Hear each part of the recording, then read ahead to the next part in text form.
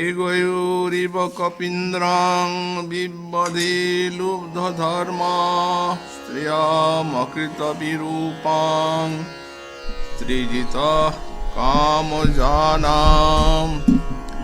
বলিমপি বলিমত্তা বিষ্টয়ধ্বংসবাদ তদলমসিত সখ্যৈর দুস্তৈর্যস্তৎকথার্থ। সর্ববেদান্ত সার শ্রীমদ্ভাগবতে দশম স্কন্ধে সপ্তচত্বারিংশাধ্যায়ে সপ্তদশ সংখ্যক শ্লোকে শ্রী শ্রী রাধারানী এই ভ্রমর গীতিতে তার দিব্যন্মাদের স্বভাবে ভ্রমরের প্রতি বললেন, মৃগয়ুরিব কপীন্দ্রং বিবধি লুব্ধ ধর্মা স্ত্রিয়মকৃত বিরূপাং স্ত্রীজিত কামজানাম বলিমপি বলিমত্তা বিষ্টয়ধ্বংসবৎ তদলমসিত সখ্যৈ দুশ্চর্যস্তৎকথার্থঃ। ওরে ষটপদ,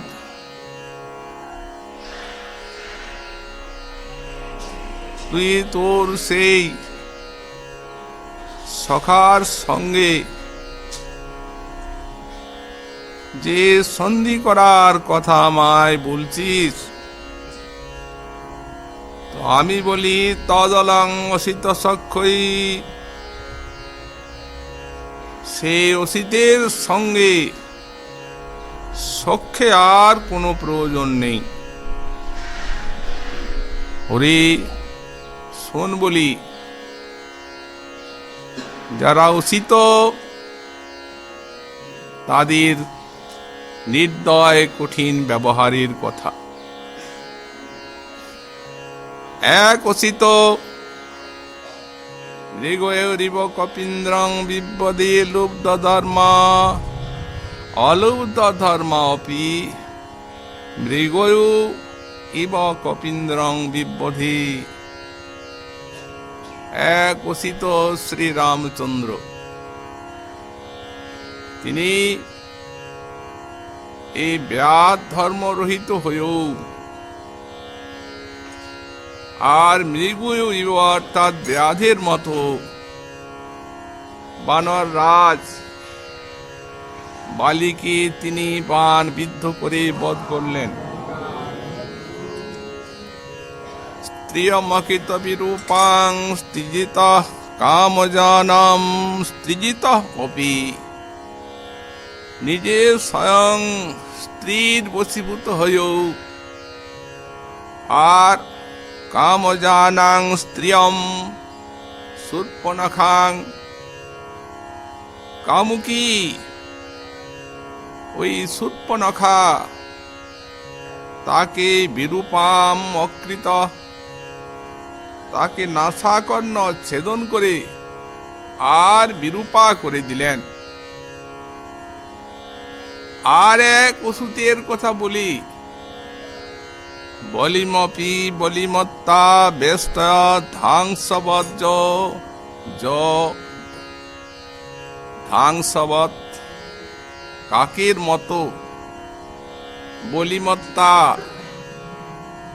বলি মহারাজের প্রদত্ত উপহার ভক্ষণ করে আর শেষকালে অবিষ্টয়ৎ, শেষকালে তাকে ওই বন্ধন করলেন। এই কৃষ্ণবর্ণ ব্যক্তিদের এই চরিত্র। তদলম অসিত সখ্যই, অতএব সেই অসিত সখ্যই রলম, অসিতের সঙ্গে সখ্যে আর কোনো প্রয়োজন নেই।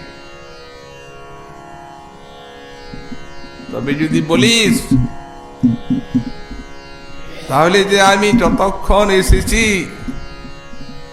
আপনি তো দেখছি আমার বন্ধুরই কথা বলছেন,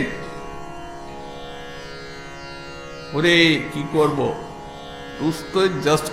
কথার্থ, তারই কথা ত্যাগ করা যায় না। এই শ্লোকে শ্রী রাধারানীর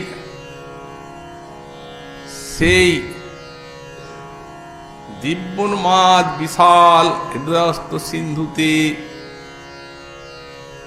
নির্বেদ সঞ্চারীটি এমন ভাবে মাথা তুলে দাঁড়ালো যে অন্যান্য সঞ্চারীগুলিকে জয় করে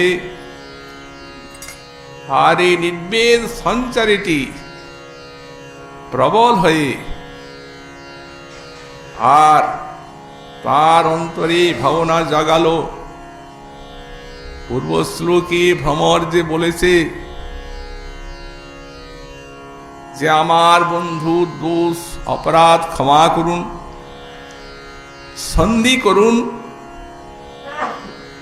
সতীর্থ আমার সঙ্গে এসব ঝগড়া মিটে যাক। তাতে তিনি ভ্রমরের প্রতি বলছেন, ওরে আর না, অনেক ঠকে শিক্ষা হয়ে গেছে। ওই নির্বেদ সঞ্চারীর প্রভাবে এখন রাধারানীর চিত্তের যে অবস্থা,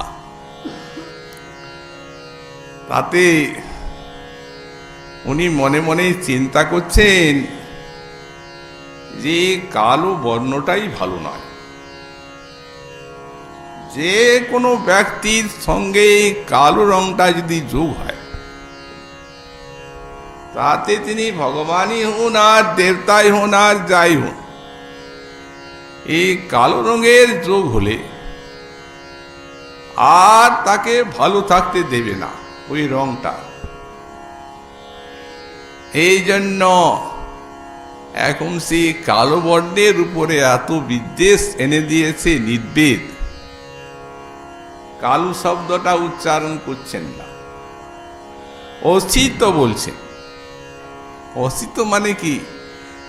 শীত মানে সাদা, তো সাদা নয় যা, তাই কালো। তাও কালো শব্দটা উচ্চারণ করবেন না। এই যে তদলং অসিত সক্ষই, তুই তো সেই তোর সখার সঙ্গে সন্ধি করতে বলছিস, তদলম আর দরকার অনেক হয়ে গেছে। এইভাবে রাধারানী যখন মান ভঙ্গিতে থাকেন, তখন এইরূপী নির্বেদ ভাব তার অন্তরে জাগরিত হয়। এই বৃন্দাবন লীলাকালীন যখন দুর্জয় মানিনী হয়েছেন, কৃষ্ণ তো মান ভাঙাতে পারেননি, তখন সখীর আশ্রয় নিয়েছেন। সখীকে বলছেন তুমি মান ভাগাও। সখী গেছেন মান ভাগাবার জন্য। তো রাধারানীর সঙ্গে কথা বলে আর তার ব্যবহার দেখে সখী কৃষ্ণের নিকটে ছুটে এসে হাঁপাচ্ছে, দীর্ঘশ্বাস ফেলছে। কি হলো? সর্বনাশ হবে না, আশা ছেড়ে দাও। মান ভাঙা তো দূরে থাক, ও কালো শব্দটাই উচ্চারণ করবে না। এই যা দেখলাম। কি দেখলে? শোনো বলছি। কা বলো বলইতে শুনই না পারই, শ্রবণে মুদয়ে দুই পানি। কালো বলা তো দূরে থাক, কেউ যদি বলবে কারো কিংবা কাক, যেমনি কা শব্দটা শুনেছে, জৈমিনী জৈমিনী জৈমিনী বলছে। জৈমিনী বলছেন কেন? উনি হচ্ছেন বজ্রবারক ঋষি। যেখানে বারবার বজ্রপাত হতে থাকে, সেখানে যদি কেউ জৈমিনীর নাম নেয় আর বজ্র পড়বে না। তুই কা শব্দটা কানে বজ্রের মতো অতিশয় ভয়াবহ মনে করছেন। নির্বেদ সঞ্চারিতে ওই আশঙ্কাটা এত ভয়ঙ্কর জেগেছে। তুয়া নাম গুণ শ্রবণে নাহি শুনই, এই তুয়া রূপ রিপু সমজানি। তুয়া নিজ জনসই সম্ভাষা না করে, সাম বলো কই সে মিলাব আনি। তুমি যে তার সঙ্গে মিলন করাতে বলছো, তো কি করে আনো? যা দেখলাম আশাতীত ব্যাপার। তোমার গুণ লীলা তার প্রাণের প্রাণ, কিন্তু এখন শুনবে না।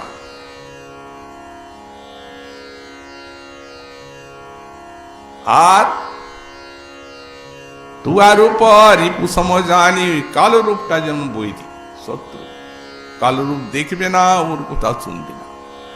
এমনকি তুয়া নিজ গণশয় সম্ভাষা না করেই তোমার নিজের লোক যারা, তাদের সঙ্গে কথা বলছে না। বলো কইছে মিলাব আনি। গোবিন্দ বলছেন, সখী এই বৃন্দাবনের থেকে তার মতো ব্যক্তির এই কালুর সঙ্গে সম্পর্ক ত্যাগ করা সর্বথা অসম্ভব। তার অন্তরে বাইরে তো কালো। এই কালো শাড়ি, কালো চুড়ি, কালো হার, কালো ভ্রমর, কালো কেশ, কালো তমাল, এগুলি তো তার প্রিয়। বলে এখন আর নাই, সব বর্জন। নীল শাড়ি বড়, নীল চুরি করো, পুঁতিক মাল উতারি। করিরদ চুরি করো, মতি মাল বড়, পহিরন অরুণিম শাড়ি। এখন নীল শাড়িকে ছুঁড়ে ফেলে দিয়েছে। নীল শাড়ি আজ জীবনে পরবো না, এই কালো। নীল চুড়ি বড়, নীলমণির চুড়ি খুলে ফেলে দিয়েছে। হাতির দাঁতের চুড়ি পরেছে শাঁকা। পৌতিক মাল উতারি, নীলমণির হার ফেলে দিয়েছে, আর মুক্তার হার পরেছে সাদা। পহিরন অরুণিম শাড়ি, আর লাল শাড়ি পরেছে। বলো কি অবস্থা এখন তার মনে? সখী আকাশ কালো, মেঘ কালো, সবই তো কালো। ধীরে ধীরে সব কথা বলছে। দর্পণে দেখছে এইখানে একটা ওই তিল, চারু চিবুক পর এক তিল আছিল, নিন্দি মধুপসুত শ্যামা। বলছেন যেন সোনার কমলে একটা ছোট্ট মধুপের বাচ্চা বসে থাকলে যত সুন্দর দেখায়, তেমনি এইখানে একটা ছোট্ট তিল ছিল, এত সুন্দর শোভা। দর্পণ দেখেই বলছে এইখানে কালো, চন্দন নিয়ে আয়। ওই চন্দন একটা তৃণের অগ্রে নিয়ে আর লাগিয়ে নিশ্চয়ই যায়, কালো না। সবহু ছাপা ওরে রামা, জলধরা হেরি চন্দ্রা তপে ঝাঁপুল, সামরু সখী নাহি পাস। আর আকাশে মেঘ, আকাশ নীল, চাঁদুয়া টানিয়ে নিয়েছে, যেমন ওগুলিকে দেখতে না হয়। আর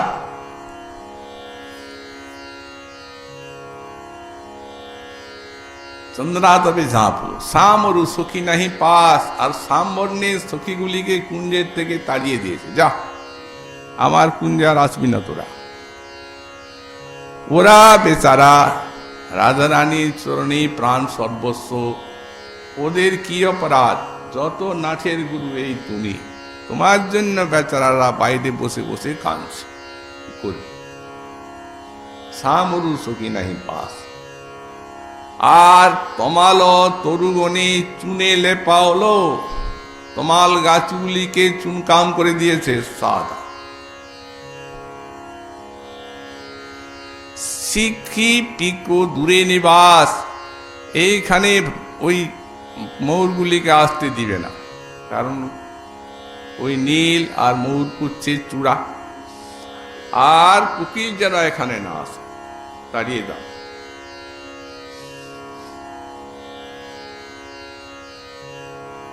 তুয়াগুণ বলল তো এক অসুখ পণ্ডিত, শুনি থা উঠি রসাই। একটা সুখ তোমার গুণ বর্ণনা করছি। সুখ জানে যে রাধারানীর গুণ বর্ণনা করলে গোবিন্দের গুণ উনি আনন্দিত হন, আর ওর ভিতরে যে অন্য এসে গেছে তা তো বুঝে না। যেমনি তোমার লীলা আরম্ভ করেছে তেমনি রেগে গেছে, আর পঞ্জর ঝটকি ফটকি কর পটইতে সেই পাঁজরটাকে এমন ভাবে ছুঁড়ে দিয়েছে, যাই আম ধরলো তাই, আমি যাই ধরলাম, তাহলে বেচারা সুখ শেষ, কোন রকমের প্রাণে বাঁচে, এই অবস্থা।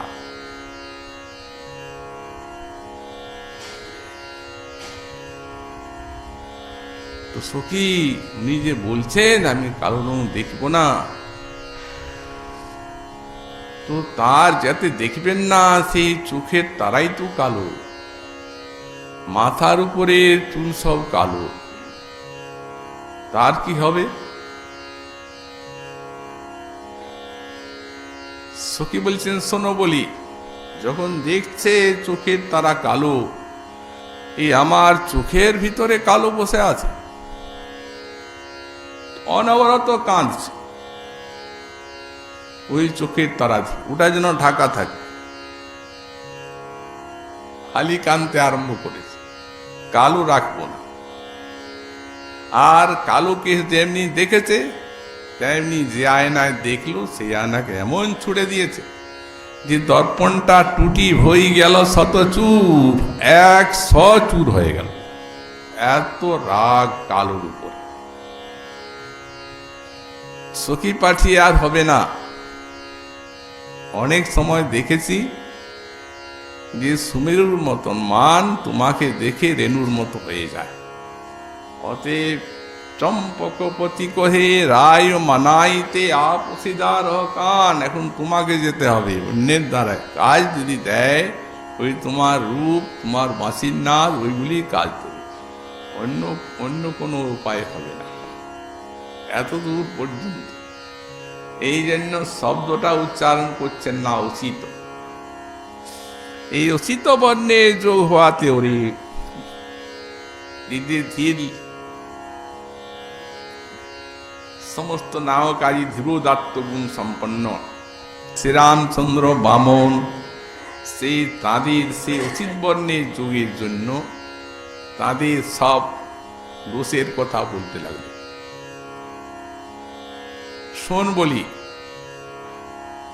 এই বর্ণটা খারাপ, এই যার সঙ্গে যোগ হয় তাকে আর ভালো রাখবে না, এই কালো এই বর্ণটি। এক অসিতের কথা বলি, মৃগৈব কপিন্দ্রং বিবধি লুব্ধ ধর্মা অলুব্ধ ধর্মা, তার মানে যার রাধের ধর্ম নেই, ক্ষত্রিয়, দশরথ রাজার পুত্র, মর্যাদা পুরুষোত্তম, ধীর শান্ত, কিন্তু ওই কালো রঙের যোগ থাকাতে ওনার এমন কঠিন হৃদয় যে মৃগৈব কপিন্দ্রং বিবধি, ব্যাধের মতো ওই বানরের রাজা বালিকে বধ করে ফেললেন আড়ালের থেকে বান মেরে। ওরে ব্যাধু কি বানরকে মারে? তারা হরিণ মারে, কারণ হরিণের মাংস লোকে খায়, হরিণের চামড়ায় কাজ দেয়। আর এ তো বানরের না মাংসই কেউ খায়, আর না তার চামড়াই কিছু কাজ দেয়। তো কেন মারলো? এতে তো নিজের কোনো স্বার্থ নাই। ব্যাস যারা, তারাও বানর কোনোদিন মারে না। এই সমস্ত ঘটনা ওই কালো রংটা, অসিত বর্ণটার যোগ হয়েছে, তো এই জন্য এত কঠিন হয়ে গেছে যে বিপদ বিপদে ওই বানরের রাজা বালিকে মৃগয়ু মানে ব্যাধের মতো বধ করে ফেললেন। তারই আর একটা ঘটনার কথা বলি। স্ত্রিয়মকিত বিরূপাং স্ত্রীজিত কামজানাং স্ত্রিয়ম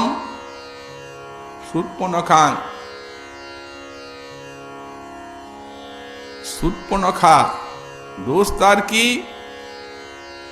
এই যে অসিত না, যেগুলো এই অসিত গুলোর এমনি আপাত মধুর রূপ যে ওকে দেখে না ভুলে এমন জগতে কেউ নেই।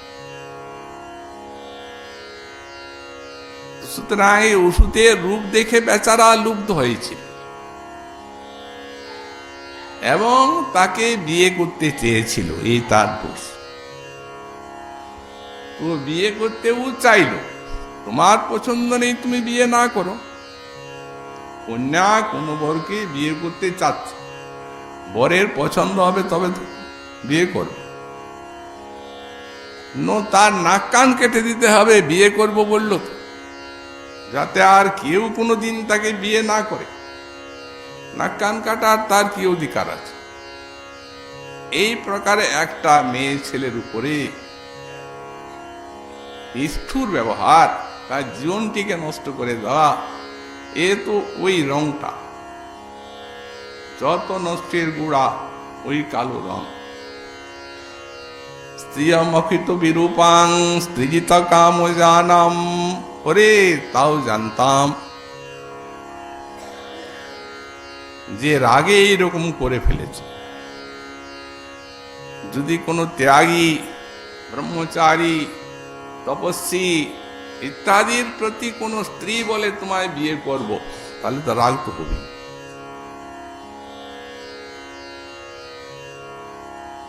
তো ক্রোধে তিনি করে ফেলেছেন। বললেন সে তো ঠিক, কিন্তু তিনি যদি স্ত্রীর বশীভূত না হতেন, বনে এসেছেন পিতৃসত্য পালনের জন্য, মাথায় জটাজুট, ফলমূল খাচ্ছেন, তপস্বীর ধর্ম নিয়েছেন, কিন্তু ওই স্ত্রীটিকে পিছনে পিছনে নিয়ে ঘুরছেন।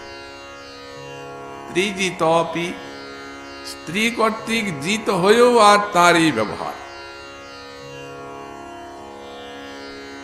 রাধারানী এই যে ভগবানের একটি স্বরূপের উপরে এইরূপ দোষগার করছেন, এটি হচ্ছে তার পক্ষে আস্বাদনের একটা রসের চরম। এইগুলো লীলা, এগুলি আস্বাদ্য। স্তব স্তুতির থেকেও এর চরম আস্বাদন আছে।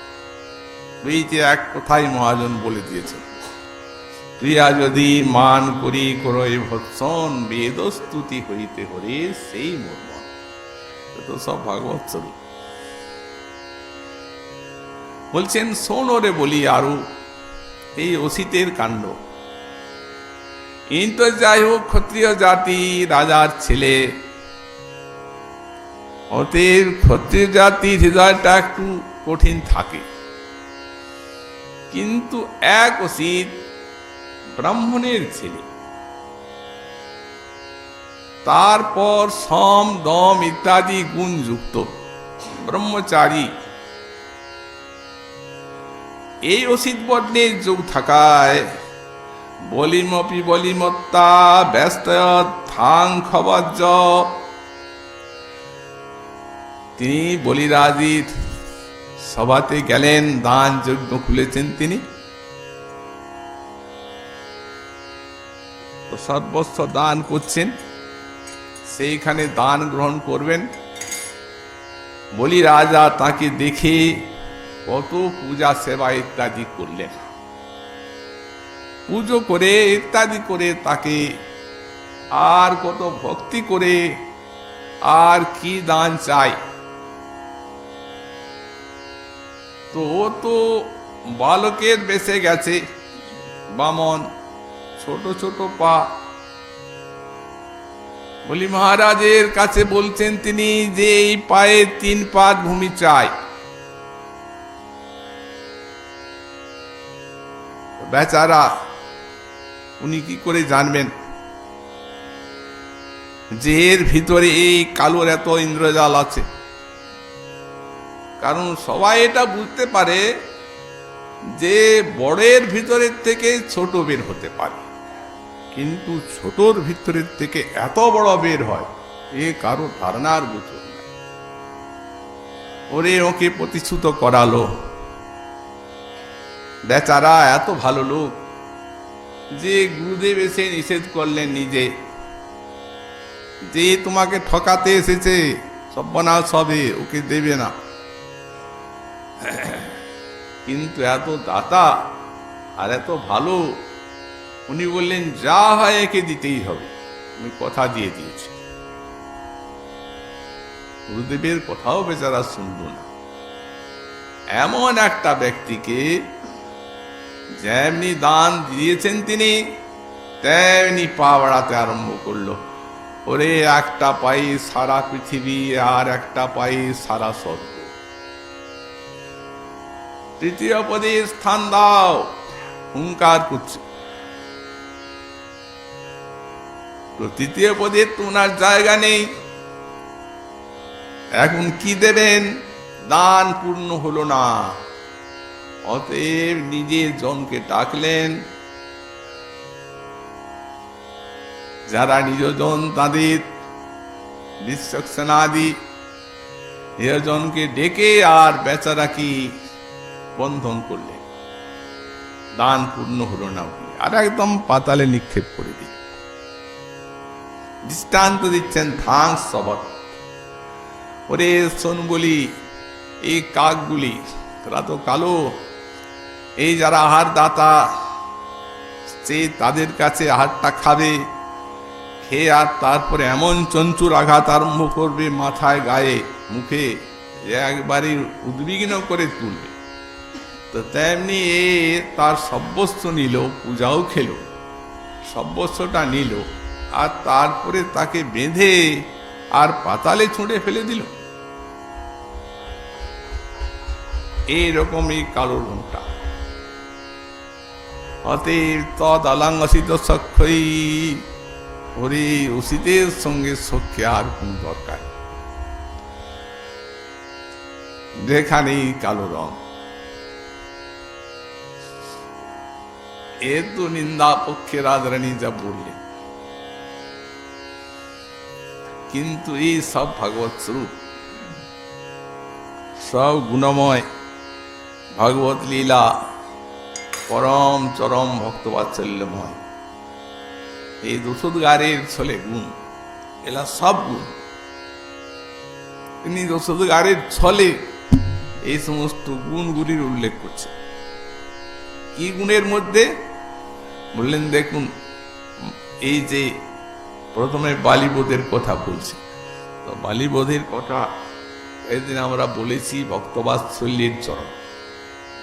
এক তো ভগবানের অবতারে ধরাবার হরণ, আর বালি রাজা এক পৃথিবীর ভার, হতেই ওটা তো রামচন্দ্রের লীলায় হবেই, বদ্ধ তাই করবেন। তার বর আছে, সম্মুখ যুদ্ধে কেউ তাকে নিধন করতে পারবে না, অতএব সেই বরটার মর্যাদা রাখতে হবে। এখন ভক্তবাৎসল্যের দৃষ্টান্ত দেওয়া হয়েছে বালিবধ। সুগ্রীব যেমনি বললেন, প্রভু প্রথমে তো অত্যাচারের কথা বললেন, ভগবান তো বাণ বের করলেন, প্রতিজ্ঞা করলেন, পরে যখন বললেন সুগ্রীব যে ও আমার, তোমার যে কৃপা ওর জন্যই লাভ করেছি, তা না হলে তো রাজা হয়ে থাকত, সে আমার পরম বান্ধব, তখন বধ করলেন না, পাঠিয়েও সমান দেখছেন দুটিকে, ভক্তবাৎসল্যের চরম। তারপরে মার খাইয়ে যখন তিনি এসে বলছেন, কুলীলা তো হবেই, যেতে আমার প্রাণঘাতক শত্রু, তখন বলছেন দুজনকে একরকম দেখলাম, ওকে মারতে যদি তোমায় মারি কি সর্বনাশ হয়ে যাবে। তার মানে ওই যে ভক্তের সম্পর্ক ছিল ওটা এখন গেল, মালাটা দিলেন, যা মারলেন তো ঠিক। উনি বলছেন যে প্রভু দুই ভাই, তুমি তো ভগবান সমদর্শী, একজন তোমার বন্ধু হলো আর আমি তোমার শত্রু হয়ে গেলাম। প্রভু একটু আমাকে যুদ্ধ করতে দিলে না, ব্যাধের মতো আমায় মারলে, জানলামও না। আর কি বলবেন? তখন বলবেন ভাতিজারা হরণ করেছ, অতএব তুমি পাপী, তোমাকে মারায় দোষ নেই। তখন যেমনি উনি বলেছেন যে স্বয়ং মৃত্যুকালে আপনি সামনে, মরণকালে যার নামটি উচ্চারণ হয় এই জন্য কত সাধ্য সাধনা ভক্তগণের, আর তুমি নিজেই আমায় পাপী বলছো, সঙ্গে সঙ্গে পাল্টে গেল। সখা, দেহটি আমি সুস্থ করে দিচ্ছি, তুমি চিরাও হয়ে থাক। বললেন না না না, বানর জাত, এ তো ভজনও হবে না, আর কিচ্ছু না, কেবল মাত্র বেঁচে থাকবো আমি কিসের আশায়, এই সুযোগটাকে ছেড়ে দিয়ে তোমার সামনে মরতে পারবো। তখন পরমগতি দান করলেন। অতএব তো সমস্ত করুণার লীলা, ওটা না করলে এই পরমগতি তো বালি মহারাজকে দেওয়া যেত না। তো সুতরাং এ করুণা লীলা, আর এই যে স্ত্রী জিতম কামজানাম, এ তো একটা ধরাভারির অন্তর্গত। কারণ রামচরিত মানুষে আছে যে শূর্পণখার নাসাকান ছেদন করলেন। এই যখন নাসাকান ছেদন করলেন, তখন সেই রামচরিত মানুষ লিখছেন, বললেন ওই রাবণকে যেন এইখানে ওই যুদ্ধের জন্য চিঠি দেওয়া হলো, অগ্নিকে নাসাকান ছেদন করে কুরুপা করে দিলেন, তো রেগে যাবে, স্বভাবত তামস শরীর ক্রুদ্ধ হবে এবং রামচন্দ্রের সঙ্গে এসে লড়াই করবে, তাহলে তাকে মারা যাবে না বলে যেন পত্র দেওয়া হলো। এই লীলা তো হবেই, কেন এই ধরাবার ধরনের অন্তর্গত আছে। তো এখানে রাজা রানী স্ত্রীজিত বলছেন, ওরে স্ত্রীজিত সে স্ত্রীটিকে নিয়ে ঘুরছে। আজ যখন স্বর্ণমৃগ এলো, স্ত্রী বলছে যাও আমি মৃগটা নেব, তুমি মেরে নিয়ে আসো। তখন সেই মারতে ছুটলো, স্ত্রীর কথা উঠে বসে, আর এরকম স্ত্রীর প্রতি অত্যাচার করলো। সীতা দেবীর সঙ্গে এসেছে। একদিকে সীতার যেমন পতিব্রতা ধর্মের পরাকাষ্ঠা, জীবন সঙ্গিনী, ভগবত সেবার জন্য যিনি তাঁর গত প্রাণা এত কষ্ট সহ্য করেছেন, রাজার কুমারী হয়ে, রাজভোগী লালিতা পালিতা হয়ে বনে বনে স্বামীর সঙ্গে ঘুরেছেন, কি আনন্দে স্বামী সেবা করেছেন, আদর্শ। তারপরে সীতাহরণ হবে, তাহলে তো রাবণ বোধ করা যাবে না, সে একটা লীলা। তাই হরণ করে নিয়ে গেল রাবণ। সে রাবণকে বধ করার জন্য যে লঙ্কাতে উপনীত হলেন, আসলে কি সীতাকে হরণ করেছে রাবণ? এক বিপ্র মহাপ্রভু যখন দাক্ষিণাত্য পরিভ্রমণে যান, তখন দক্ষিণ মথুরাতে এক বিপ্র তাকে নিমন্ত্রণ করলেন নিমন্ত্রণে গেলেন, দেখছেন ব্রাহ্মণ দুপুর হয়েছে, রান্নাই বসান নাই। তো আগে নিমন্ত্রণ দিয়েছেন, এখনো তো রসই হয় নাই। উনি বলছেন, প্রভু বনে জঙ্গলে বসতি আমার, এখন এখানে তো কোনো রন্ধনের সামগ্রী পাওয়া যায় না। লক্ষণ গেছেন বনে, ফলমূল আনবেন, সীতা পাক করবেন, তবে তো ভোগ লাগিয়ে ঠাকুর তাঁর উপাসনা জানিয়ে প্রভু তুষ্ট হইলা। এই অন্তর্রাজ্যে আছে, বাইরে নাই। ওই ভগবত লীলায় ডুবে আছে, স্বর্ণাঙ্গ ভক্তি। ওই ব্রাহ্মণ আস্তে বেস্তে সেই বিপ্র রন্ধন করিলা। তৃতীয় প্রহর হয়ে গেল, ভোজন করলেন, ব্রাহ্মণ খাবে না, উপর দিচ্ছে। কি হলো ঠাকুর, কেন ভোজন করবে না? না প্রভু, সীতা দেবী জগন্মাতা, তাকে রাবণ স্পর্শ করল, অসুর রাক্ষস, এই দেহে এত দুঃখ যে আর প্রাণ রাখব না। এত দুঃখ হয় প্রাণ, কিন্তু প্রাণ বের হয় না, তাই খাওয়া দাওয়া ছেড়ে দিয়েছে। প্রভু বললেন, দেখো বিপ্র, তুমি বিদ্বান, সুতরাং অপ্রাকৃত বস্তু নহি প্রাকৃত গোচর। ও তো দেখতেই পাবে না রাবণে, তো আজ ছবে কি? ও তো ছায়া সীতা। সীতা তো অগ্নিতে প্রবিষ্ট হয়ে গেলেন, বিশ্বাস করো আমার ভাই। খাওয়ালেন, প্রাণ রক্ষার উপায় হলো। তারপরে যখন গেলেন সেই সেতুবন্ধে, সেখানে শুনছেন কুর্ম পুরাণ, একটা শ্লোক খালি ওইটে। তখন সেই পাতাটা নিয়ে নিলেন, দেখালেন, তাতে লেখা আছে কুর্ম পুরাণে, যখন রাবণ আসে তখন সীতা অগ্নির শরণ নিলেন। অগ্নি তখন নিজে সীতাকে নিজের কাছে রাখলেন, আর সীতা একটা ছায়া রূপ দিলেন, সেইটিকে রাবণ হরণ করে নিয়ে গেল। তারপরে যখন অগ্নি পরীক্ষা হয় সীতার, রাবণ বধের পরে, তখন অগ্নি এনে দেন আসল সীতাকে, রামচন্দ্রকে, আর ছায়াটাকে পুড়িয়ে দেন, যেটাকে রাবণ নিয়ে গেছিল। ও পাতা দেখে, শ্লোক দেখে ব্রাহ্মণের আনন্দের সীমা নাই। এখন প্রভুর দর্শন পেয়েছে, উনি বললেন, ঠাকুর, এই আপনি রামচন্দ্রই আমার এরকম দুঃখকে নাশ করলেন। তো সেদিন তো ভালো রূপে আপনাকে খাওয়াতে পারি নাই, আজ একটু সেবা করতে হবে, ভালোভাবে খাওয়ালেন। তো এই সমস্তই ভগবত লীলা, এক একটা সব লীলার অন্তর্ভুক্ত আছে, সেইটাই বলছেন রাধারানী। আর এই যে বলিমপি বলিমত্তা, এ তো শরণাগতির চরম।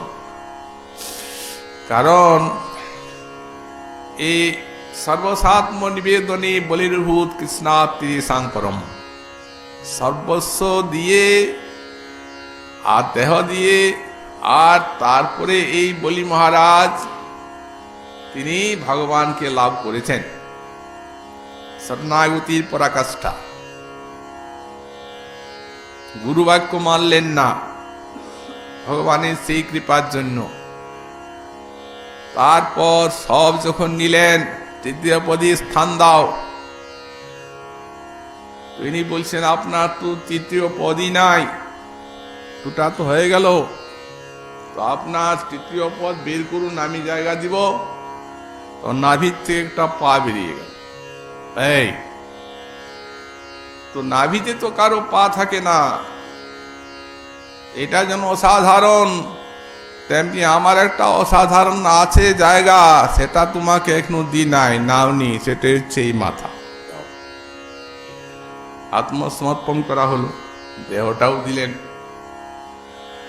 পাতালে তো নিয়ে গেলেন, ঠিক আছে, কিন্তু কেবলে বন্ধন করে পাতালে নিয়ে গেলেন।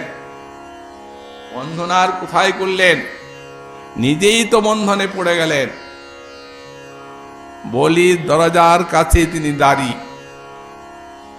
যদি কারো কোনোদিন ভগবত সাক্ষাৎকারের প্রয়োজন হয়, তো বলির দরজায় গেলে ভগবানকে দাঁড়ি রূপে দেখা যাবে।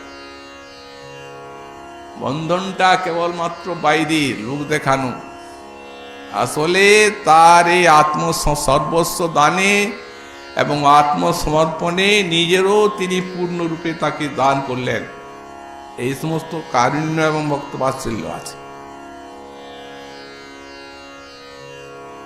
ভ্রমর গুঞ্জার করতে করতে বলছে, ঈশ্বরী তা তো ঠিক যা বলছেন আপনি, কিন্তু আমি দেখছি যতক্ষণ থেকে এসেছি ততক্ষণ আপনি তারই কথা বলছেন। তো যে দোষী মানুষের কথাই বলে সে কি বড় ভালো মানুষ নাকি? রাজরানী বলছেন, ওরে কি করব, দুস্তজ্জস্তৎ কথার্থ, তার কথা ত্যাগ করা যায় না। এই বিষম বিরহে বেঁচে আছি, মরি নাই। কেন জানিস? এই কথা, তার কথা বলছি আর শুনছি, এই কথাই এই প্রাণকে রক্ষা পাচ্ছে, তা না হলে কতদিন মরে যেতাম। সেই বিরহের বিষম দিনে এই যে হরি কথা, এই কথাই প্রাণ রক্ষার একমাত্র উপায়। যখন সেই বিশাল দুঃখে পড়লেন, যখন গোপী গীতে যে সময় কৃষ্ণ ত্যাগ করে চলে গেলেন, তখন বললেন অধরা অমৃত পান করাও, তা না হলে আর অমৃত না খেলে প্রাণ থাকবে না, এখনই বেরিয়ে যাবে। তখন ভগবান যেন বলছেন, তাহলে কেন বেঁচে আছো? তখন এই তব কথামৃতং শ্লোকটা বল, তব কথামৃতং তপ্ত জীবনম তপ্তান জীবয়তি। ব্যাখ্যাকার লিখছেন, বিরহ তাপ খিন্নান জীবতি, কিমুত সংসার তাপ খিন্নান। ভাগবত কথা, বিরহ তাপ খিন্নান জীবতি। যারা বিরহ তাপে তপ্ত তাদের প্রাণ দান করে হরি কথা। তোমার কথা বলে এবং শুনে এতক্ষণ দেহে প্রাণ আছে। তো তপ্তান জীবতি, বিরহ তাপ খিন্নান জীবতি। কিমুত একটা শব্দ দিচ্ছেন ব্যাখ্যাকার, তার মানে সংসার তাপটা কিছুই না। ভগবত কথার নিকটে এই সংসার তাপ কিছুই নয়, আর বিরহ তাপের নিকটেও সংসার তাপ কিচ্ছু নয়, তুচ্ছ। সুতরাং এই কথা কি সাধক, এটা তাদের জন্য বলা হলো, বিরহ তাপ খিন্নান প্রেমিকদের জন্য, আর সংসার তাপ খিন্নান সাধকের জন্য। এই জন্যই মহাজন বললেন, তজ্ঞাপকং ভজ ভাগবতাদি শাস্ত্রম লীলা কথা ভগবত শৃণুতত্ত্ব নিত্যম তায়েব কর্ণ বিবরেণ প্রণয়াৎ প্রবিষ্টা সদ্য পদ ভগবত প্রবন্তি দাতুম। ভাগবতামৃতি এই যে যাতে হরি কথা, কৃষ্ণ কথা, ভাগবত, এই ভাগবত তজ্ঞাপকম, এই ভগবানের জ্ঞাপক, এই লীলা কথা ভগবানকে জানিয়ে দেবে, অনুভব করিয়ে দেবে। এখানে জ্ঞান বলতে অনুভূতি, তার মানে অনুভব মানে আস্বাদন, আনন্দ। তো এই লীলা কথা ভগবানের জ্ঞাপক, তার মানে শ্রী ভগবান তার যে রসরূপতা, আস্বাদন রূপতা, এই লীলা কথা রূপেই তার অভিব্যক্তি। তবে যদি কেউ বলেন যে তার যে সৌন্দর্য, মাধুর্য ইত্যাদি ভক্ত আস্বাদন করেন, যদি লীলা কথায় দেখে যে আনন্দ তারা পান, বা তার সাক্ষাৎ সেবাতে যে আনন্দ আছে, লীলা কথা শ্রবণে তো তার কোনো অনুভব নাই। তবে অভিব্যক্তি বলা হচ্ছে কেন? অভিব্যক্তিতে তো আস্বাদনের জায়গা। যেমন একটা ইক্ষুদণ্ড আছে, চাটলে তো আস্বাদন নাই, কিন্তু যখন তার রসটা বেরিয়ে আসবে যন্ত্রের দ্বারা, তখন তো তার আস্বাদন। তেমনি ভগবানকে দেখে তো আস্বাদন নাই, তার রূপ গুণ লীলা, তার অভিব্যক্তি, সেই আস্বাদ রূপতার তার তাতে আস্বাদন আছে। এই জন্যে বললেন ভজ ভাগবত আদি শাস্ত্র লীলা কথা সিনুতত্ত্ব নিত্য, নিত্য শ্রবণ করুন। আস্বাদন কতদিন না আসবে দেখুন। প্রথমে তো কর্ণকষায় থাকে, কামনা বাসনা মল থাকে, কথার আস্বাদন লাভ করা যায় না। তো শ্রবণ করতে করতেই, আর অন্য কোনো ওষুধ নেই, এইটি তার ওষুধ। শ্রবণ করতে করতেই যখন সেই কর্ণকষায়, দইয়ের কষায়গুলি দূর হয়ে যাবে, তখন তার আস্বাদ রূপতা অভিব্যক্তি হবে। যেমন জিহ্বায় যদি পিত্ত চলে যায়, তাহলে সেই জিহ্বা আস্বাদন করতে পারে না মিষ্টি, মিষ্টি খেতে হবে। মিষ্টি খেতে খেতে যখন পিত্তটা কেটে যাবে, আপনা আপনি স্বাদ এসে যাবে। এই জন্য সিনুতত্ত্ব নিত্যম তাই বকর্ণ বিবরেণ প্রণয়াৎ প্রবিষ্ট। এখন তো মাদিস জীবের প্রণয়ের সঙ্গে কর্ণে প্রবিষ্ট হচ্ছে না, কিন্তু তখন প্রণয়ের সঙ্গে কর্ণে প্রবিষ্ট হবে।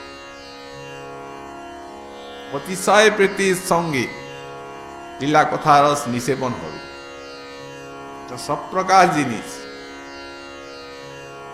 কৃপা করে স্বয়ং কর্ণাদি ইন্দ্রিয়ে সে উদিত হবেন অনন্ত অপুরন্ত রস নিয়ে। তো যেমনি এই অবস্থা আসবে, সদ্যপদ ভগবত প্রভবন্তি দাতুম, সদ্যই ভগবানকে পাইয়ে দেন। এত শক্তি এই শ্রবণাঙ্গ ভক্তি। এই জন্যে গোস্বামী পাদকে বলেছেন অমৃতের তরঙ্গিনী। গোস্বামী পাদগণ এই কথাকে, শ্রীরূপ গোস্বামী পাদ লিখলেন, যখন স্তবমালা আরম্ভ করবেন কৃষ্ণচরিত বর্ণনা, তখন প্রথমেই ওই কথার কৃপা কামনা করছে। উলুৎখাত বিধায়িনী ভবতরু কৃষ্ণান্য তৃষ্ণাক্ষয়া খেলদ্ভি মুনি চক্রবাকুনিচয় রাচন্মমানামুহু কর্ণানন্দী কলসনা বহ তুমি জিহ্বাতটি প্রাঙ্গণে পূর্ণোত্তুঙ্গ লীলা তব কথা পীয়ূষ কল্লোলিনী। প্রভু তোমার কথা অমৃতের তরঙ্গিনী। তরঙ্গিনী যদি বয়ে যায়, তটের যে বৃক্ষগুলিকে একবারে ক্ষয় করে, আর বৃক্ষগুলি সেখানে থেকে উৎপাটিত হয়ে যায়। তো বললেন ভবতরু মূলোৎখাত বিধায়িনী, সংসার তরু সংসার রূপ আপনা আপনি নাশ হয়ে যায়। এই লীলা কোথায়? ওটা ভক্ত ওই জন্য লীলা কথা শুনেন না, ভক্ত শ্রবণ করেন আস্বাদনের জন্য, কিন্তু ওই ভবতরু আপনি যায়, সংসার ক্ষয় আপনি হয়। কৃষ্ণান্য তৃষ্ণা ক্ষয়াত, আর অমৃতের তরঙ্গিনী, তার জলে তৃষ্ণা ক্ষয় হয়ে থাকে। এই অমৃত তরঙ্গিনীর জল অর্থাৎ কথামৃত ওই নিষেবনে এ কৃষ্ণ তৃষ্ণা বাড়ে, আর অন্য তৃষ্ণা সব ক্ষয় হয়ে যায়। বিষয় তৃষ্ণা, মুক্তি তৃষ্ণা পর্যন্ত। খেলাদেহি মুনি চক্রবাকুনি চয় রাচন্মমানামুহু, নারদাদি যে মুনিগণ, তারা নিরন্তর চক্রবাকের মতো এই জলে আচমন করছে, সব সময় কৃষ্ণ কথা নিয়ে আছে।